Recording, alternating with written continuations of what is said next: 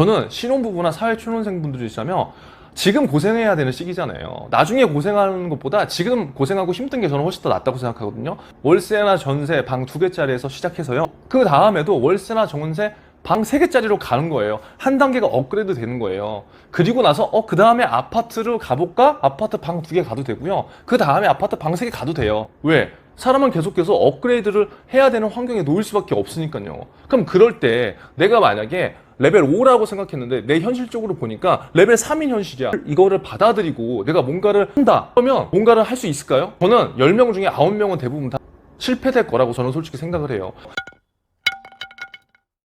안녕하세요. 퇴직금지킴이 노마드 퇴직금입니다. 오늘은 신혼부부시거나 첫 투자를 고민하신 분들 중에 부동산으로 내 집 마련을 지금 매매를 하는 게 맞을지 아니면 전세를 하는 게 맞을지 이렇게 지금 굉장히 고민을 하신 분들이 있는 것 같아서 그 내용에 대해서 제 생각을 한번 말씀드릴게요. 부동산을 당연히 새 집으로 내가 여력이 되면은 아파트를 매매하는 게 가장 좋죠. 하지만 객관적인 상황을 반드시 돌아봐야 돼요. 왜 우리가 지금 상대적 박탈감에 굉장히 놓인 이유는 나보다 엄청 나은 사람이 나보다 좋아지는 것보다는 내 옆에 있는 사람이 나와 비슷한 상황인데 갑자기 어느 날 굉장히 많은 돈을 벌었어. 그럼 사실 이게 배가 아프단 말이에요. 그래서 나도 무리해서 뭔가를 막 하려고 하고 내가 지금 굳이 집을 안 사도 되는 상황임에도 불구하고 내가 무리하게 막 투자를 하는 경우가 이제 발생돼요.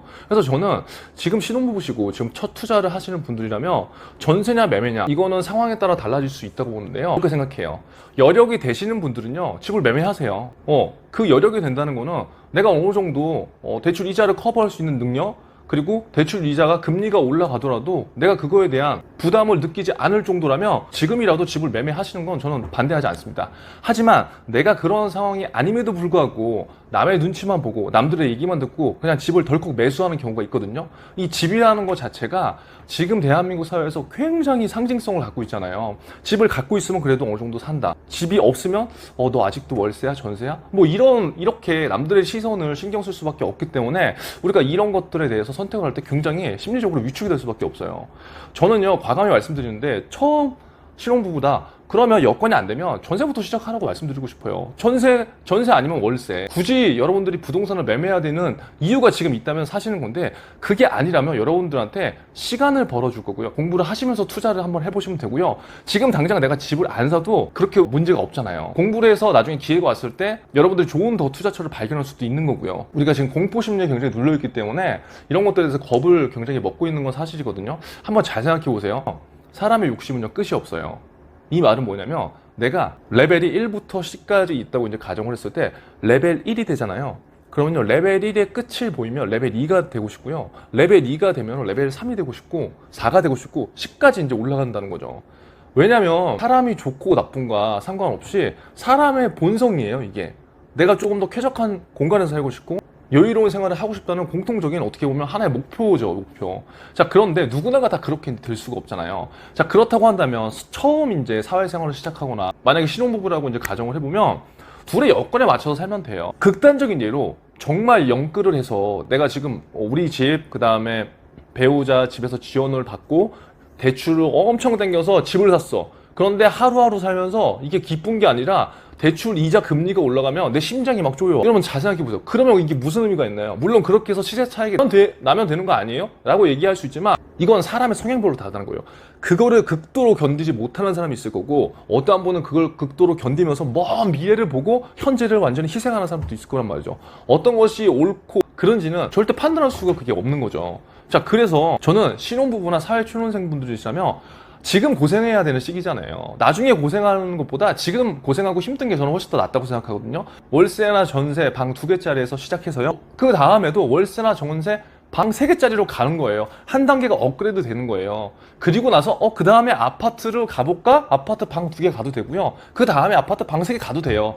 이렇게 순차적으로 가도 된다고요. 물론 제가 일부러 과한 지금 설정에 얘기를 했지만 단계별로 올라가면은 성취감이 또 남다를 수 있어요. 내가 뭔가를 해냈다? 우리가 뭔가 해냈다? 그런 성취감도 있을 거고요. 한 단계씩 그레이드가 높아질 때마다 새로운 목표들이 계속적으로 생기게 될 거예요. 그래서 근데 만약에 덜컥 정말 내가 엄청 무리를 해서 집을 사버렸다? 근데 이런 거 절대 못 느끼죠. 그럼 내가 만약에 지금 서울 신축 10억 정도가 되는 25평 아파트를 정말 무리하게 샀어요. 내 생활도 힘들어져. 배우자랑 싸울 것도 아닌 것도 싸워. 이거 뭐 지지고 볶고 애가 태어나도 내가 지금 뭘 하는 건지 모르겠고 이런 자괴감이 밀려올 수 있다고요. 그러면 그 다음에 어떻게 되느냐? 서울에 신축 25평을 살았으면 그 다음은 서울에 신축 34평 가야 돼요. 이거는 사람의 성향과 관계없이 방 2개짜리에서 살았으면요. 그게 사람이 적응이 돼요. 그리고 거기에 맞는 씀씀이도 적응이 되고요. 그럼 방 2개짜리에 살던 사람이 방 하나짜리로는요 거의 못 가요. 그리고 신축에 살던 사람들이 구축은 거의 못 가요. 그러니까 이거는 물론 목적에 의해서 가시는 분도 계시지만 전반적으로 이렇다는 거예요. 왜? 사람은 계속해서 업그레이드를 해야 되는 환경에 놓일 수밖에 없으니까요. 그럼 그럴 때 내가 만약에 레벨 5라고 생각했는데 내 현실적으로 보니까 레벨 3인 현실이야. 이거를 받아들이고 내가 뭔가를 한다. 그러면 뭔가를 할 수 있을까요? 저는 10명 중에 9명은 대부분 다 실패될 거라고 저는 솔직히 생각을 해요.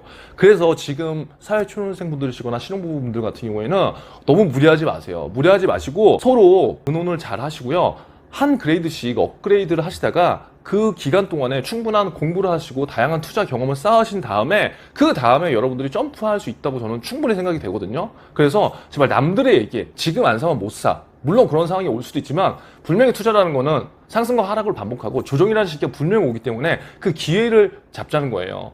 그냥 단순하게 우리가 한 번 사는 인생인데 이 집에 내가 계속 억눌려서 또 주식 투자에 내가 계속 억눌려서 내 인생의 온갖 스트레스와 에너지를 여기에다 소비하다 보면 내가 진짜 해야 될 일을 못할 수도 있다는 거예요. 그래서 오늘 영상을 보시는 분들은 우리 차근차근 한 단계씩 레벨 업그레이드 하시면서 소소한 행복을 누려보시고 단 그 기간 안에 분명히 우리가 공부는 해야 되겠죠. 그리고 나름 경험을 쌓아야 되는 거잖아요. 그래서 아무쪼록 지금 너무 좌절하고 힘든 분들도 계실 것 같아서 제 영상을 한번 보시고 하나가 행복하고 쾌적한 환경에서 사는 걸 원하지만 때로는 내 현실을 빨리 인지하고 내가 할 수 있는 것보다 한 단계씩 이렇게 해보자라는 취지에서 짧게 한번 남겨봤습니다. 오늘 내용 도움이 되셨다면 좋아요와 구독, 알람 설정 부탁드리고요. 오늘도 행복한 하루 되세요.